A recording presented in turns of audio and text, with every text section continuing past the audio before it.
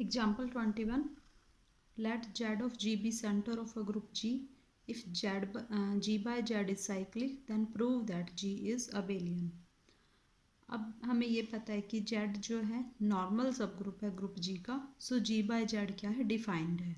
अब ये दिया गया कि ये साइक्लिक है, तो हमें G को अबेलियन प्रूव करना है. अब ये साइक्लिक है तो इसका कोई ना कोई जनरेटर भी होगा.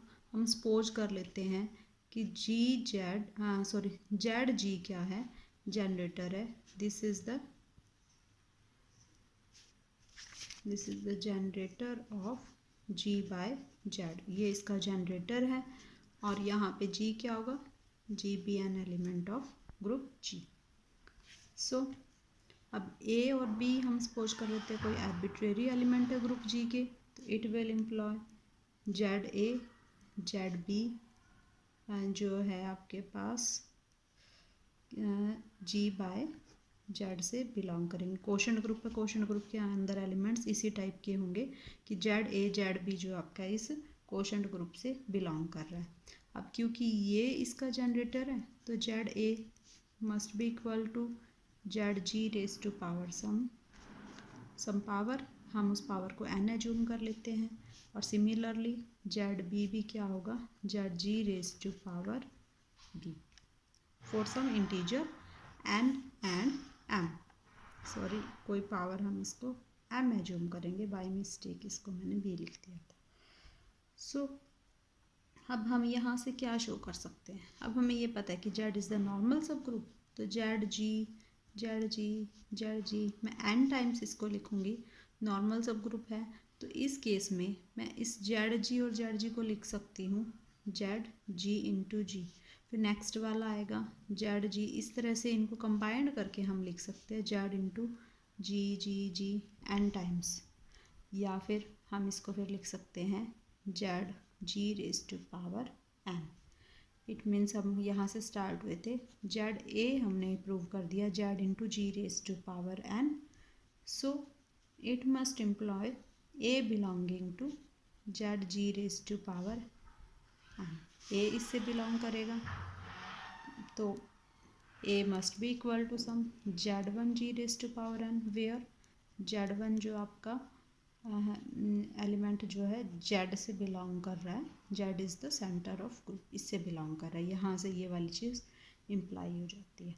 इसी तरह से हम जेड बी पे चलेंगे. Z B is equal to Z G raise to power M. मैं इसको लिख सकती हूँ Z G up to so on Z G. M times इसको लिख सकते हैं. एम टाइम्स पे फिर इसको क्योंकि नॉर्मल सब ग्रुप है तो हम इन सबको कंबाइन कर सकते हैं जी जी जी, ये एम टाइम्स होएगा, या फिर Z G raise to power M. अब ये दोनों इक्वल है.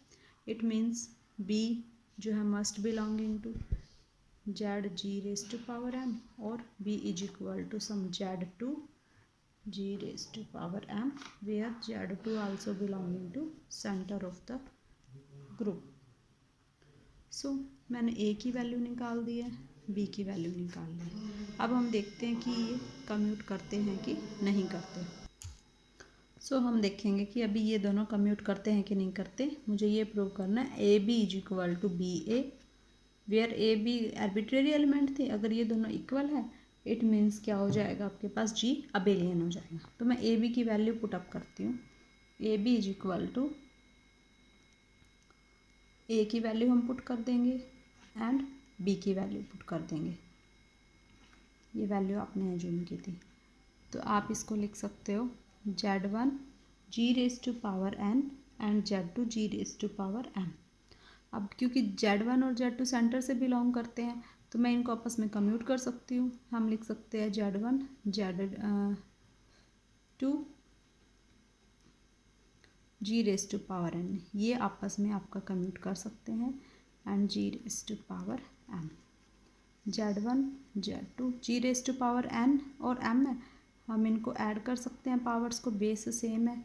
या मैं इसको लिख सकती हूँ Z one Z two G raise to power M plus N, क्योंकि इंटीजर्स तो कम्यूटेटिव होते ही हैं तो आप इनको इस तरह से लिख सकते हो. नाउ बी ए की वैल्यू डिफाइन कर लेते हैं. बी ए में आएगा Z two G raise to power M और Z one G raise to power N. अब Z1 आपका सेंटर ऑफ ग्रुप से बिलोंग करता है तो ये इस एलिमेंट के साथ कम्यूट कर सकता है, तो आप इसको लिख सकते हो Z2 Z1 G⁻m G⁻n। ये भी दोनों सेंटर से बिलोंग कर सकते हैं तो हम इनको भी आपस में कम्यूट कर सकते हैं। Z1 Z2 G⁻m into G⁻n, हम इनकी पावर्स को ऐड कर देते हैं तो मीन्स हमारे पास ए बी की वैल्यू भी यही आ रही है, बी ए की वैल्यू भी यही आ रही है। So clearly A B is equal to B A, where A and B are arbitrary element of group G. So ये दोनों अगर आपस में कम्यूट करते हैं इट मीन्स आपके पास क्या आ जाएगा, ग्रुप जी अबेलियन आ जाएगा। Thank you.